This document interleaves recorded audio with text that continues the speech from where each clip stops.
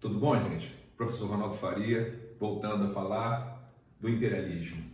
Lembrando que na aula anterior falamos dos fatores históricos ligados a esse expansionismo econômico e territorial também, certo? Ligado ao desenvolvimento industrial do século XIX, ao desenvolvimento do capitalismo financeiro. Falamos também das justificativas ideológicas, sejam elas religiosas ou pseudocientíficas, certo? E nesse momento, nessa aula, falaremos das manifestações e conflitos, primeiramente no continente africano, e na próxima aula falaremos dessas manifestações e conflitos no continente asiático. Lembrando que seria inviável falar de todas as manifestações e todos os conflitos, abarcando todo o território africano. Vamos tentar resumir, considerando a importância desses assuntos para os concursos, para o vestibular, certo? Então, peguei 3 casos exemplares para trabalhar nessa aula. Vamos começar com o caso egípcio. Devemos lembrar da importância, desde a Idade Moderna, dessa conexão econômica da Europa Ocidental com os produtos do Oriente, certo? Com a passagem dos séculos, a importância continua. Mudam os produtos. Podemos falar agora da importância do petróleo, do algodão, com o desenvolvimento da Revolução Industrial, certo? Mas a necessidade de se estabelecer a conexão comercial entre as partes, ela permanece, Num determinado momento, potências europeias têm interesse, de encurtar essa distância, porque boa parte dessa conexão ainda era feita com o contorno, desse continente africano, o que onerava bastante, tornava perigosa, certo? Demorava muito para se fazer essa conexão contornando esse continente africano. Então, principalmente os capitais ingleses e franceses, eles vão ter interesse em interferir na história egípcia, certo? Porque aí eles enxergam a capacidade de estabelecer essa conexão comercial de forma mais segura, de forma mais rápida, de forma mais barata. Como isso, Ronaldo? Com a construção de uma via navegável que existe até hoje, que é extremamente importante, certo? Que é a construção do canal de Suez, certo? Nessa região da Península do Sinai, território egípcio. Então, franceses e ingleses vão crescer o olho para cima dessa região geográfica. É óbvio que com a construção desse canal, a distância encurta, certo? O capitalismo europeu, ocidental de uma maneira geral, teria condições de atender rapidamente tanto esse mercado da África Oriental quanto de todo o Sudeste Asiático, certo? Também da região da Oceania, e pegando também a parte da Coreia, do Japão, da Rússia.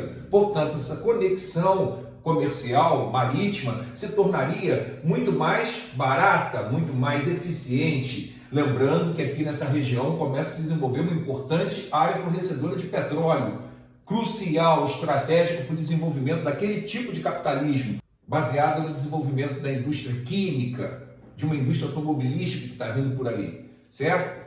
Então, gente, dentro desse contexto, por volta de 1869, contando com a iniciativa, com a tecnologia e com o capital, tanto da França quanto da Inglaterra, em 1869 esse canal é concluído e essa área aqui passa a ter uma importância gigantesca, comercialmente falando, economicamente falando e, claro, estrategicamente também, Eles não ficaram só na questão da construção do canal. Os ingleses interessados no algodão produzido no Egito, certo? Eles vão começar a intensificar nessa região investimentos no setor de transporte, com a construção de rodovias, canais de navegação, linhas de telégrafo. E isso faz com que a economia egípcia fique cada vez mais dependente do capital externo, principalmente do inglês. Por volta de 1870, essa economia egípcia começa a enfrentar problemas e não tem condições de efetivar os pagamentos devidos a esses investimentos externos. Isso faz com que a Inglaterra passe a interferir diretamente nos assuntos egípcios, até que por volta de 1880 a Inglaterra faz uma intervenção militar no Egito, afirma que essa intervenção terá caráter provisório, temporário, só que isso não ocorre e o domínio inglês na região do Egito acaba se configurando até o período posterior à Segunda Guerra Mundial, quando em 1948 os indianos conseguem efetivar sua independência política e administrativa em relação aos ingleses. Agora vamos pegar o segundo caso, a Conferência de Berlim, né? O pessoal vai chamar posteriormente de a Partilha da África, certo? A Conferência de Berlim, ocorrida entre 1884 e 85, evidencia o aparecimento de novas potências, né? Podemos colocar principalmente a Alemanha, certo? Mas a Itália também, a Bélgica, potências que estão se industrializando e enxergam na África área estratégica para o fornecimento de produtos primários, principalmente pela sua riqueza mineral, né? Então, nessa conferência, 15 nações vão se reunir, né? 13 europeias, os Estados Unidos como potência emergente e a Turquia encabeçando o antigo Império Turco-Otomano, certo? E nessa conferência, o que fica evidente é que eles, que aliás tem um caráter secreto, né? Eles vão falar inicialmente, né? Que essa conferência tem o intuito de discutir livre navegação e livre comércio em algumas regiões da África. Por incrível que pareça, eles vão dizer que vão organizar, que vão se preocupar em combater o trabalho escravo naquele continente, mas na prática a gente sabe que vai exatamente no caminho contrário. Na verdade, o que elas estão discutindo, potências, são formas, entre aspas, amigáveis de dividir o território africano de acordo com seus interesses estratégicos, econômicos, políticos e militares, certo? Nesse caso, o que vocês devem lembrar é que até então o domínio europeu externo na África se manifestava basicamente em suas áreas litorâneas.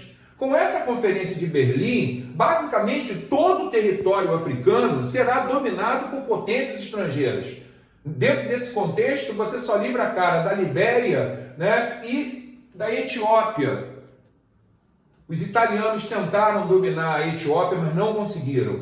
Como potência, entre aspas, imperialista, a Itália se mostra como a mais fraca, né? A menos competente nesse ato militar de domínio. Então, os etíopes conseguem neutralizar essa tentativa italiana, certo? Para não estender muito, devemos lembrar que, ao partilhar a África de acordo com os interesses externos, está se criando um problema, embora alguns digam que isso não é completamente definitivo, preponderante, mas devemos lembrar que ao dividir territórios africanos, certo, de acordo com interesses externos, você está desrespeitando as questões locais, tribais, né? Essa divisão europeia vai se sobrepor às características, né, culturais, tribais, locais desses nativos africanos. E temos ainda hoje algumas consequências disso aí, porque quando acaba o domínio europeu nessas regiões, o pau continua quebrando, porque algumas tribos ou alguns povos vão dominar a máquina econômica ou militar desses estados, né, artificiais que são formados pelos europeus, e isso de uma maneira geral se configura no território africano através de uma série de guerras civis. Vamos falar do terceiro fator, Guerra dos Boeres. A Guerra dos Boeres, ela vai acontecer nessa região atual da África do Sul, certo? Lembrando que até pela questão geográfica e pela rota que nós caracterizamos durante quase toda a Idade Moderna e contemporânea também, né? A África do Sul estará no meio do caminho, certo? Entre o mundo Atlântico e o mundo Índico, vamos colocar assim, entre o Ocidente e o Oriente, certo? Portanto, terá uma enorme importância estratégica, comercial, militar, certo? Desde o século XV, com a chegada dos portugueses, né? Começa essa efetiva presença de europeus nessa região. Posteriormente, durante o século XVII, colonos holandeses vão tomar essa área. Posteriormente, esses colonos serão chamados de Boers, certo? Dando nome ao conflito, Guerra dos Boers. Os Boers, ou Boers, certo? Eles são colonos de origem holandesa.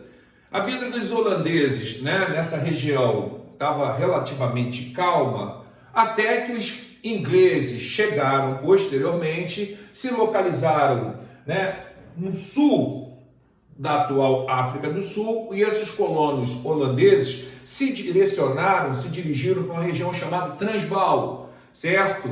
A questão começa a complicar quando, na década de entre 1880 e 1890, começa a se descobrir nessa região, certo, do Transvaal, ou seja, ocupada pelos colonos holandeses, minas, completamente ricas.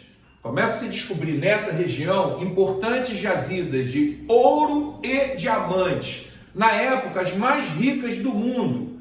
Portanto, os ingleses, hegemônicos naquela época, tanto economicamente quanto militarmente, eles vão tentar subtrair desses colonos holandeses essas ricas áreas, essas ricas jazidas de diamantes e de ouro. Portanto, dentro desse contexto de disputa por essas importantes jazidas minerais, colonos holandeses e imperialistas ingleses vão travar um conflito chamado Guerra dos Boeres, de 1899 a 1902, certo? Um sangrento conflito.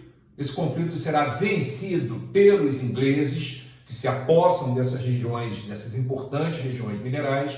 Depois do conflito, mesmo vencidos, esses Boeres, esses colonos de origem holandesa, vão continuar na região, agora com predomínio de ingleses, e décadas depois, esses contingentes brancos europeus vão impor aos povos nativos dessa região uma violenta política de segregação racial oficial estabelecida, conduzida pelo Estado, chamada de apartheid, Mas esse assunto fica para uma próxima aula, certo? Ficamos por aqui por enquanto. Na próxima aula falaremos dessas manifestações imperialistas no continente asiático. Falou, moçada? Abração, até mais. E continue se cuidando, por favor.